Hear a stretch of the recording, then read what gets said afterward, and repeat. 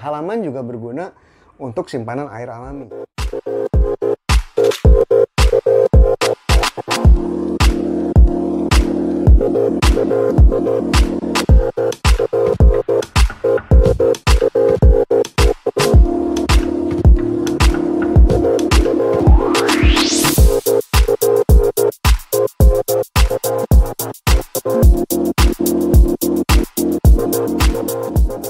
Dalam episode ini, gue ingin membahas 8 tips yang adik-adik harus ketahui ketika adik-adik merancang atau merenov rumah. Ini ada 8 tipsnya yang gue bilang tadi. Kita langsung aja ya mulai ya. Pertama adalah 2 hal yang bikin kita betah. 2 hal yang bikin kita betah itu adalah angin dan air. Tanpa air kita nggak akan kuat 1 hari asli. Mungkin kalau untuk air minum kita masih bisa beli galonan gitu kan. Tapi kita butuh air bersih kalau untuk mandi, untuk ke kamar mandi, untuk cuci-cuci gitu. Itu penting banget. Susah deh kalau nggak akan betah deh kalau misalnya airnya nggak bersih. Nah, makanya ketika adik-adik sedang dalam tahap mencari rumah, adik-adik harus nanya-nanya ke tetangga, ini gimana nih tanah di sini berjernih apa enggak? Punten Pak, airnya oke nggak gitu. Ya kalau misalnya syukur-syukur bisa ngeliat kerannya sih, keran halaman depan gitu kan, itu lumayan banget. Nah, kalau adik-adik kalau sedang nyari rumah klaster, gampang banget. Adik-adik tinggal ke rumah modelnya, biasanya kan ada tuh marketing gallery. Nah, coba aja buka keran di situ. Airnya cepat apa enggak, jernih apa enggak. Oke. Nah, tentang angin, maksudnya airflow ya. Kalau misalkan nggak ada airflow, rumah jadi nggak sejuk. Rumah juga jadi gerah dan ada istilah yang namanya angin mati. Maksudnya angin mati gini, karena airflow-nya nggak ada, angin luar nggak bisa masuk, udara di dalam nggak bisa keluar. Nah, udara yang di dalam itu lama-lama jadi kotor. Dan bahayanya kalau misalkan sampai punya bayi, itu bayinya bisa pesakitan. Nah gitu. Oke, jadi ingat 2 hal ini ya. 2 hal ini sangat berperan dalam adik-adik merancang rumah sih actually. Oke. Nah, kedua adalah layout tanah. Baiknya carilah tanah yang memanjang, yang melebar gitu ya, yang melebar. Benefitnya gini, kalau adik-adik lagi butuh uang di masa depan gitu ya, rumahnya bisa dirobohin dan adik-adik bisa pecah tanahnya jadi 2. Seperti contoh di atas ini.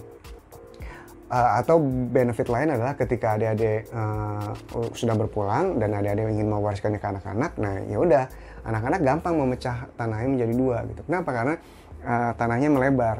Ingat aja ketika memecah tanahnya menjadi 2, ingat aja bahwa lebar minimum yang waras untuk sebuah rumah itu tuh antara 5 sampai 6 meter. Jangan lebih sempit dari itu. Oke. Nah, hindari membeli tanah yang layoutnya terlalu menjorok ke dalam, seperti contoh yang di bawah. Kenapa? Karena ketika adik-adik membeli tanah seperti ini untuk dijadikan rumah, ini nanti ke depannya nggak bisa adik-adik dibagi 2 kalau misalnya adik-adik lagi butuh uang. Dan jika harus jual seluruhnya.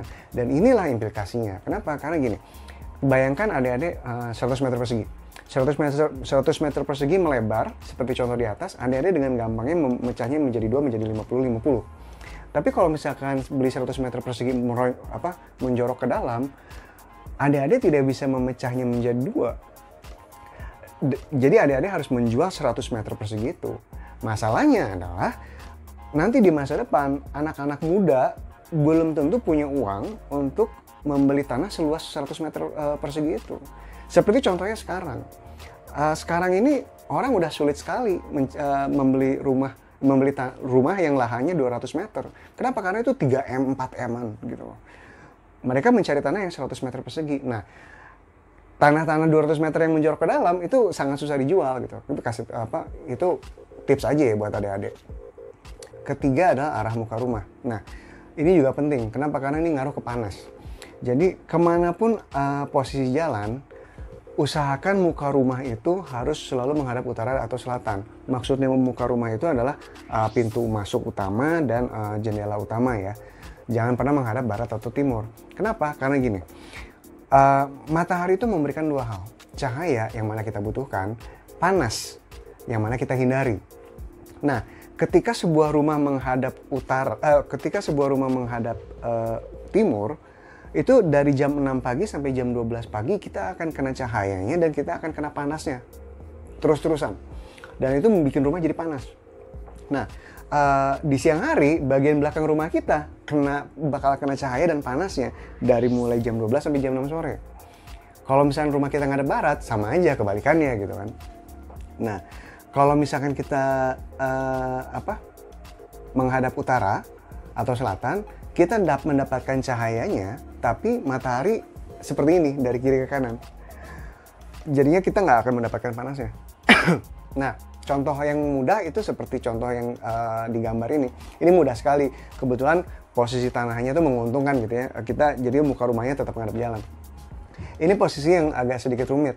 Jadi tanahnya menjorok ke dalam, jalannya ada di barat. Insting orang-orang adalah muka rumah tuh menghadap ke barat. Ya. Nah, coba adik-adik ubah muka rumahnya menuju ke utara atau ke selatan. Gitu. Lebih private juga kan kalau kayak gitu, lebih enak. Oke, ini akan mengurangi panas di dalam rumah. Tips keempat, rasio tapak bangunan. Apa sih tapak bangunan itu? Tapak bangunan adalah luas bangunan rumah adik-adik yang menapak ke lahan. Oke. Nah, common mistakes yang dilakukan oleh banyak orang yang membangun rumah adalah ketika dia beli lahan 100 meter persegi, dia akan memaksimalkan luas bangunannya 100 meter 80 atau 90 meter persegi, memberikan sedikit sekali ruang untuk taman. Itu agak salah. Kenapa? Karena dampaknya gini. Bayangin kalau misalnya dari kiri ke kanan itu bangunan semua. Itu tembok akan menempel ke tetangga. Itu akan nggak nyaman. Nanti kita bor dia kena, dia bor kita kena gitu kan. Kalau misalnya ada masalah nanti dispute gitu. Kedua adalah kalau misalkan semuanya bangunan, itu airflow nggak bisa jalan. Kenapa? Karena tamanlah yang mengenerate airflow. Makanya sebaiknya tuh sebuah rumah tuh selalu ada taman depan sama taman belakang, karena agar airflow-nya jalan dari depan ke belakang atau dari belakang ke depan gitu kan. Nah, ketiga, gara-gara tamannya sangat-sangat minimal, tidak hijau juga gitu. Nah, keempat, penerangan jadi kurang. Nih adik-adik bayangin deh kalau misalkan adik-adik punya lahan 100 meter persegi, ya, kemudian semuanya bangunan jeder gitu dari depan ke belakang. Nah, mungkin di depan masih kena cahaya matahari, tapi di belakang itu jadi gelap banget sebenarnya. Di kiri tembok tetangga, di kanan dipolin sampai tembok tetangga gitu kan. Di atas lantai 2, nggak di bagian belakang tuh nggak ada udara, nggak ada ini sama sekali, nggak ada cahaya gitu. Nah, kalau memaksimalkan tapak bangunan juga resiko yang kelima adalah air hujan itu tidak masuk ke taman dan tidak masuk ke air tanah kita. Akhirnya air hujan pergi kemana? Air hujan pergi ke jalan dan jadi banjir. Itu sebenarnya. Oke. Solusinya apa? Solusinya gini, kalau misalnya adik-adik punya lahan 100 meter persegi, coba bangun rumah yang lantai dasarnya tuh sekitar mungkin 60 meter persegi. Kemudian bangun lantai 2-nya 60 meter persegi juga. Jadi, di atas tanah 100 meter persegi ini, adik-adik dapat menikmati 60 meter persegi luas bangunan lantai 1, 60 di lantai 2, jadi total 120 luas bangunan, dan masih memiliki 40 meter persegi untuk taman. Dan ini penting sekali untuk cahaya, airflow udara, dan air hujan. Oke, tips kelima adalah rancang struktur rumah. Nah, setiap rancangan rumah itu berisikan 2 ilmu. Pertama, rancang estetika, kedua rancang strukturnya. Oke, kalau rancang estetika silakanlah teknik arsitek nih. Nah, ini rancang struktur nih, teknik sipil. Tipsnya adalah jika mau, rancanglah rumah yang rumah tumbuh. Jadi adik-adik bisa membangunnya secara modular. Maksudnya gini, nanti pesan ke arsitek, budget gue cuma segini, tapi gue pengen rumahnya sekali jadi. Maksudnya desainnya sekali aja. Jadi bangunlah rumah di mana lo bisa bangun section pertama dulu, agar lu bisa bayar tunai, agar lu nggak kena KPR riba gitu ya. Terus abis itu kalau 2 tahun lagi, ketika anak udah lahir, wah ada duit nih, bikin bangun section kedua, abis itu bangun section ketiga, seperti itu. Abis itu kalau misalnya 10 tahun lagi bangun tingkat ke atas gitu. Nah, nah itu dia. Kalau jika ada wacana untuk memang tingkat 2, 10 tahun ke depan, maka ketika lo ngebangun fondasi dari awal, pesankan ke arsiteknya, tolong bikin, tolong desain spek bangunan yang fondasinya dan kolomnya kuat untuk menahan beban rumah 2 tingkat. Gitu. Oke, cukup jelas ya di situ ya. Nah, tips nomor 6 cukup cepat. Ini gue bicara tentang rangka atap. Tips dari gue adalah rangka atap itu selalu baja. Kusen dan pintu juga selalu aluminium. Hindari memakai kayu untuk kedua hal ini. Kenapa? Karena untuk menghindari resiko rayap. Gue bisa cerita di sini kisah teman-teman gue yang udah 15 tahun bangun rumah ya. Mereka itu ada yang kena kasus rayap 100 habis, dan itu tuh harus ganti rangka kayunya 100 juta, 150 juta, bahkan ada yang sampai 250 juta. Semuanya gara-gara apa? Gara-gara rayap. Itu damage-nya bisa kompleks, tergantung dari kompleksitas strukturnya juga gitu. Jadi dari awal kalau bangun rumah tolong banget rangka atapnya baja dan kusennya aluminium. Oke. Gitu aja untuk rangka atap. Nah, tips nomor 7, ini gue bakal lama di sini ya. Tips nomor 7 gini. Untuk mendapatkan cahaya dan aliran udara, apa yang lo harus lakukan? Pertama, wajib ada halaman depan. Kedua, wajib ada halaman belakang. Ketiga, jika memungkinkan, sebaiknya ada halaman samping. Tapi halaman depan sama halaman belakang ini wajib. Kenapa? Karena tadi kayaknya di episode sebelumnya gue udah mention bahwa adanya taman belakang dan taman depan itu akan mengizinkan airflow. Jadi kalau lu buka pintunya sama jendelanya tuh, airflow akan masuk dari luar ke dalam, habis itu dia keluar ke belakang, dan itu akan membuat mengambil suhu dari dalam rumah dan akan membuat suhu rumah menjadi dingin. Itu satu. Terus kedua, dia juga akan mengambil udara kotor dari dalam rumah dan menggantinya dengan udara yang lebih bersih gitu. Oke. Ketiga juga cahayanya juga menjadi terang gitu ya, karena lu mendapatkan suplai cahaya dari depan dan dari belakang. Nah, kalau lu ada taman samping, lu dapat suplai cahaya dari depan, belakang, dan samping gitu. Nah, kesalahan besar yang sering terjadi di sini ketika gua ngelihat adalah kita itu punya tendensi, ada taman belakang nih, taman belakangnya dikonversi jadi ruang tertutup. Itu agak-agak sedikit bahaya. Justru disitulah ketika lu menutup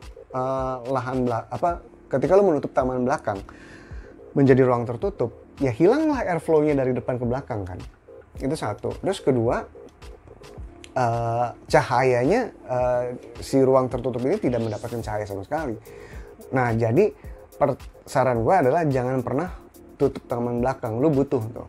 Tapi kalau misalkan die-die lu emang harus ada ruang tambahan, maka saran gue adalah tolong ruang belakang, taman belakang ini ketika lu mengkonversinya menjadi ruang tertutup, tolong ada jendela yang besar dan bisa dibuka untuk cahaya dan udara ya. Halaman juga berguna untuk simpanan air alami. Jadi gini, di halaman tersebut itu tuh lu wajib membangun sumur resapan di bawahnya. Dan jika ada dana, gua sarankan lu untuk membangun menginstall banyak biopori. Nah, ini satu biopori itu sekitar 300 ribuan lah ongkos membangunnya. Benefitnya apa? Kedua hal ini, sumur resapan dan biopori, itu akan menangkap air hujan. Ketika hujan turun, dia akan menangkap air hujan dan akan meneruskannya ke tanah, dan pada jadinya lu nggak akan kesulitan air gitu. Dan juga ketika hujan dengan air hujan turun, kita tangkap dengan biopori, dengan sumur resapan masuk ke dalam air tanah kita. Nah, air hujan itu tidak pergi ke jalan raya dan menjadi banjir gitu kan. Itu penting juga sih. Oke, 8 adalah layout rumah. Bagaimanapun lu melayout rumahnya, jangan terlalu kompleks atau jangan terlalu berkelok-kelok. Kalau bisa minimalism aja. Jangan terlalu ada tembok di sini ya. Kalau misalnya ada kebanyakan tembok di dalam rumah, itu nanti airflow-nya nggak bisa jalan, udaranya tuh nggak bisa masuk dari depan ke belakang atau dari belakang ke depan. Nah kalau misalnya airflow-nya udah nggak ada, gue udah berkali-kali bilang si udara ini tidak akan bisa mengganti udara yang di dalam dan tidak bisa mendinginkan rumah gitu. Jadi itu aja pesan gue, jangan terlalu banyak tembok, pastikan layoutnya.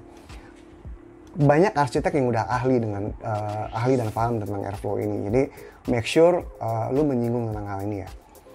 Oke, gitu aja dari gue, 8 tips, semoga berguna dalam merancang atau merenov rumah lo.